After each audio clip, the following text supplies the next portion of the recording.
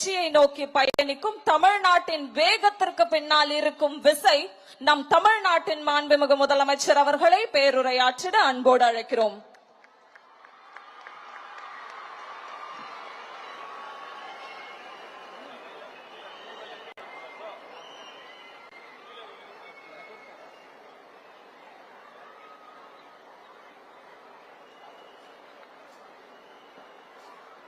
மாண்புமிகு அமைச்சர்களுக்கும் மதிப்பிற்குரிய சிறப்பு விருந்தினர்களுக்கும் அனைவருக்கும் என்னுடைய வணக்கம். ஒரு சில நிகழ்ச்சி மட்டும்தான் மனசுக்கு ரொம்ப நெருக்கமா ஃபீல் பண்ணும். அதை நினைச்சாலே ரொம்ப சந்தோஷமா ஃபீல் பண்ணும். அப்படிப்பட்ட ஒரு நிகழ்ச்சி தான் இன்னைக்கு இந்த சிங்கப்பெண் சிறப்பு படைய தொடங்கி வைக்கிற இந்த நிகழ்வு. உண்மையிலே மனசுக்கு ரொம்ப நெருக்கமான ஒண்ணு, சந்தோஷமான ஒண்ணு. நம்ம பாட்டி, அம்மா, அக்கா, தங்கைகள், ஒவ்வொரு வீட்டில் இருக்கிற பெண் குழந்தைகள், இவங்க எல்லாருக்குமான பாதுகாப்பை உறுதி செய்வோம்னு சொன்னோம். ஆனா அது எலெக்ஷனுக்காக மட்டுமே கிடையாது. மனசுல இருந்து நிஜமா, உண்மையா, உணர்வு பூர்வமா சொன்னதுதான். பெண்களுக்கு எதிரான இந்த கொடுமைகள்ல நமக்கு எப்பவுமே 0 டாலரன்ஸ் தான். அதுல ரொம்ப உறுதியா இருக்கிறோம். சோ சொன்னது எல்லாமே செய்யணும். கொஞ்சம் கொஞ்சமா, படிப்படியா அதை செயலை கொண்டு வரணும். அதுல ரொம்ப தெளிவா இருக்கிறோம். அதனாலதான் ஆட்சிக்கு வந்த உடனே இந்த குறைஞ்ச நாட்களுக்குள்ளேயே இதை நடைமுறைக்கு கொண்டு வந்திருக்கிறோம். தமிழ்நாட்டில் இருக்கிற பெண்கள், பெண் குழந்தைகள் எல்லாருமே பாதுகாப்பா, தன்னம்பிக்கையோடு இருக்கணும். அதுக்கான முதல் கட்டம் தான் இந்த ஸ்டெப். இது மனசுக்கு ஒரு மன நிறைவை கொடுத்தாலும் அதே நேரத்தில் பெண்களை பத்தின சில செய்திகள்லாம் கேட்கும் போது உண்மையிலேயே மனசு பதறுது, கண்ணு கலங்குது. அது கண்ட்ரோல் பண்ணவே முடியல. ஏன்னா நடக்கிற கொடுமைகள்லாம் யாருக்குங்க? நம்ம குடும்பத்தை சேர்ந்தவங்க தானே. எப்படி மனசு பதறாம இருக்கும்? அதனால பெண்களுக்கு எதிராக இதெல்லாம் ஏன் நடக்குது, எதுக்கு நடக்குதுன்றது மற்றவங்க மாதிரி ரீல்ஸ்லயும் இன்ஸ்டாலையும் தேடிட்டு இருக்க முடியாது. ரியாலிட்டிய புரிஞ்சுக்கணும். ஸோ இந்த பிரச்சனைகள்லாம் ஏன் நடக்குது அப்படின்றத அனலைஸ் பண்ணி பார்க்கும்போது சுத்தி சுத்தி பார்த்தீங்கன்னா ஒரே இடத்துல தான் நிக்குது. போதை பொருள் நடமாட்டம்.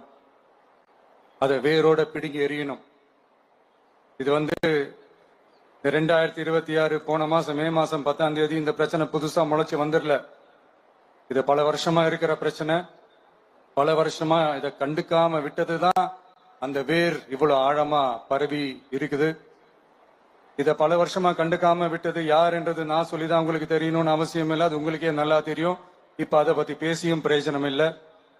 முதல்ல இந்த போதை பொருள் நடமாட்டத்தை வேரோட பிடுங்கி எறியணும். அப்படி எரிஞ்சாதான் இந்த பெண்களுக்கான இந்த சேஃப்டி ரொம்ப ஸ்ட்ராங் ஆகும். இது ரெண்டுமே ஸ்ட்ராங் ஆனாலே ஆட்டோமேட்டிக்கா சட்டம் ஒழுங்கும் சரியாகும். இந்த 3 விஷயம் சொன்னல, இந்த போதை பொருள் நடமாட்டம், பெண்களுக்கு எதிரான இந்த கொடுமை, இந்த சட்டம் ஒழுங்கு, இது 3மே ஒண்ணுக்கு ஒண்ணு இன்டர்லிங்க்ட் தான். இதுவும் இப்ப புதுசா வந்த பிரச்சனை கிடையாது. பல வருஷமா இது இன்டர்லிங்க்டா தான் இருக்குது. இதெல்லாம் ஏன், எதுக்குன்றது இப்ப முக்கியம் இல்லை. இது எப்படி சரி செய்ய போறோம்ன்றது தான் முக்கியம். பட் அதே நேரத்துல இன்னொன்னையும் நம்ம மனசுல எடுத்துக்கணும். இந்த பெண் குழந்தைங்களுக்கான இந்த பாதுகாப்பு இது வெறும் சட்டம் ஒழுங்கு சம்பந்தப்பட்டது மட்டும்தானா அப்படின்னு கேட்டீங்கன்னா இல்ல. இது சமூக ஒழுங்கும் சம்பந்தப்பட்டு இருக்கு. சமூக ஒழுகல தனி மனித ஒழுங்கும் சம்பந்தப்பட்டு இருக்கு. தனி மனிதன் ஒழுங்கா இருந்தாலே அந்த சமூகம் தன்னால மாறும். ஒரு கட்டுப்பாட்டோட, ஒரு பொறுப்பா இருந்தாலே இது மாதிரி பல பிரச்சனைகளை நம்ம கண்ட்ரோல் பண்ணலாம். படிக்கிற இடத்துல, வேலைக்கு போற இடத்துல, டிராவல் டைம்ல, ஆனா டெய்லி லைஃப்ல பயம் இல்லாம மரியாதையோட நம்ம பெண்கள் வாழணும். அதுக்கான ஒரு அட்மாஸ்பியரை நம்ம கிரியேட் பண்ணணும். அதுதான் நம்மளுடைய ஃபர்ஸ்ட் டார்கெட்டு. இவ்வளவு நேரம் நான் இதெல்லாம் ரொம்ப சாஃப்டா சொல்லிட்டு இருந்தேன். ஆனா பெண்களை தொந்தரவு செஞ்சுட்டு அப்படியே எஸ்கேப் ஆகி போயிடலாம்னு நினைக்கிறவங்களுக்கு நான் ஒரு வார்னிங்காவே சொல்றேன். பெண்கள் பாதுகாப்பை டிஸ்டர்ப் பண்றவங்க யாரா இருந்தாலும் அது சகிச்சுக்கவே முடியாது. அவங்களுக்கான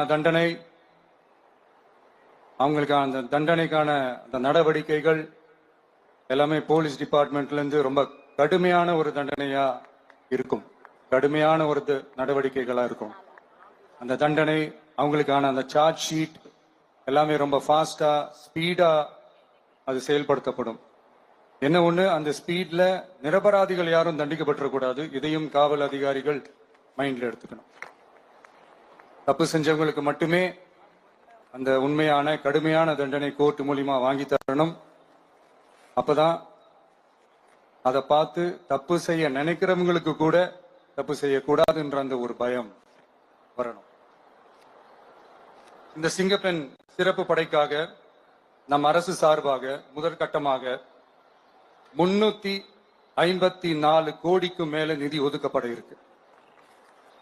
இந்த திட்டத்தோட இரண்டாவது கட்டமா இந்த படைக்காக மட்டுமே 2500 புதிய பணியிடங்கள் உருவாக்கப்பட உள்ளது.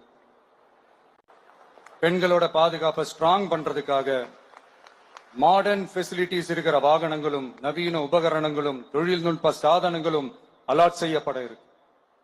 ஆல்ரெடி உமன் சேஃப்டிக்காக செயல்படுற அமைப்புகளுக்கு அடிஷனல் ஸ்ட்ரென்த் அண்ட் சப்போர்ட்டா இந்த சிங்கப்பெண் படை செயல்படுங்கிறத மீண்டும் வலியுறுத்தி சொல்ல விரும்புறேன். பெண்களுக்கு எதிரான குற்றங்கள் நடக்கிறதுக்கு முன்னாடியே அதை தடுக்கிற காவல் நடவடிக்கையில இந்த படை முக்கிய பங்கு வகிக்கும். ஃபீல்ட் ஒர்க்ஸ் அண்ட் பிரிவென்டிவ் ஆக்ஷன்ஸ்ல இந்த படை ஈடுபடுறதால அனைத்து மகளிர் காவல் நிலையங்கள் எல்லாம் வழக்கு விசாரணையிலும் குற்றவாளிகளுக்கு தண்டனை வாங்கி தர்றதிலையும் இன்னும் அதிக கவனம் செலுத்த முடியும். பெண்களை ஃபாலோ பண்றது, பாலியல் தொல்லை தர்றது, டார்கெட் பண்ணி திரும்ப திரும்ப தொந்தரவு செய்யறது, பெண்கள் கடத்தல் முயற்சி, பப்ளிக் பிளேஸ்ல அசிங்கமா நடந்துக்கிறதுக்கு பஸ்ல தொல்லை தர்றது, கூட்டத்துல பெண்களுக்கு தொல்லை தர்றதுன்னு இது மாதிரி தப்ப தடுக்கிறதுல ரொம்ப முக்கியமா இந்த சிங்கப்பெண் படை செயல்படும். பெண்களுக்கு எதிரான குற்றங்களை தடுக்க நடவடிக்கை எடுக்க இந்தியாவிலேயே முதல் முறையாக ட்ரோன் வாயிலாக பெட்ரோல் முறை அறிமுகப்படுத்தப்படும். நம்ம வீட்டு பெண்கள் அவங்களோட ட்ரீம்ஸ் அண்ட் எக்ஸ்பெக்டேஷன்ஸ் என்ன அப்படின்றத நம்ம அரசு நல்லாவே புரிஞ்சு வச்சிருக்கு. அதை கொஞ்சம் கொஞ்சமா நாங்க செயல்படுத்துவோம். உங்களுக்கான மரியாதையும் தான், உங்களுக்கான அந்த கண்ணியமும் தான் நம்ம அரசினுடைய highest and most important priority. ஒரு கவர்மெண்டோட அந்த விஷன் அண்ட் டார்கெட் ஆனஸ்டா இருந்தாலே போதும். பிளான்ஸ் அண்ட் அட்டெம்ப்ட்ஸ் அது போற பாதை சரியா இருக்கும்னு சொல்லுவாங்க. அப்படிப்பட்ட ஒரு கவர்மெண்ட் தான் நம்மளுடைய கவர்மெண்ட், உங்களுக்கான கவர்மெண்ட். இந்த ஷார்ட் ஸ்பேன்ல இந்த சிங்கப்பெண் சிறப்பு படைய நடைமுறைக்கு கொண்டு வந்து இதுக்கு ரொம்ப கடுமையா உழைச்ச காவல்துறை அதிகாரிகளுக்கும் பணியாளர்களுக்கும் இந்த நேரத்தில் என்னுடைய பாராட்டுகளை தெரிவிச்சுக்கிறேன்.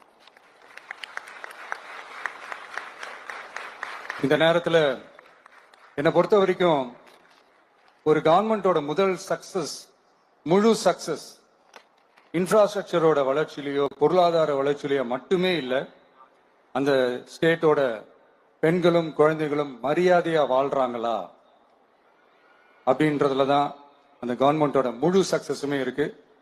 அதோட சேர்ந்ததுதான் மற்ற எல்லா வளர்ச்சியும். அதுலயும் நாங்க கவனம் ஃபுல் கான்சென்ட்ரேட் பண்ணுவோம். கான்பிடென்டா இருங்க, நல்லதே நடக்கும், வெற்றி நிச்சயம். மீண்டும் சந்திக்கும் வரை நன்றி, வணக்கம். Thank you very much, sir, for that powerful and visionary address. Your words have not only set a benchmark for women's safety, but have also instilled a deep sense of pride and responsibility